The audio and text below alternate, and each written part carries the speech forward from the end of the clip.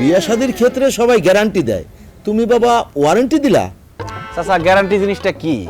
ধরেন আপনি একটা দোকান থেকে টিভি কিনলেন, সেই টিভির পার্টসপাতি নষ্ট হয়ে গেল, তাইলে দোকানদার যদি টিভিটা বদলায় নতুন একটা টিভি দেয়, সেটা হলো গ্যারান্টি। আর ওয়ারেন্টি হয়েছে সেই পার্টসপাতিরে রিপেয়ার করে আপনারা দিবে, সেটা হলো ওয়ারেন্টি। এখন ধরেন আপনার এই মেয়ের জামাইয়ের পার্টসপাতি নষ্ট হয়ে গেল, মানে অসুখ বিসুখ হইলো, তাইলে কি আপনি এই জামাইরে বদলায় নতুন একটা জামাই আনতে পারবেন? পারবেন না তো। চিকিৎসা করে আনতে হইব, সুস্থ করে আনতে হইব, মানে কি ওয়ারেন্টি।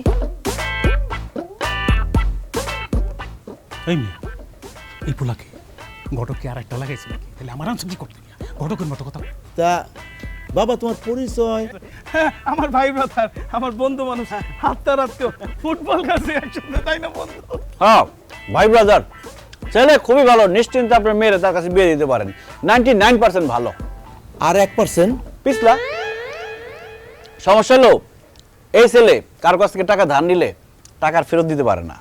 এমন না যে তার সামর্থ্য নাই, ধন সম্পত্তি নাই, টাকা পয়সা সবই আছে, কিন্তু খাইস্ত খারাপ। পুরা গ্রামবাসী বলতে গেলে তার কাছে টাকা পায়, কিন্তু কেউ তারা ধরতে পারে না, পলায় পলায় থাকে। ওই যে পিছলা।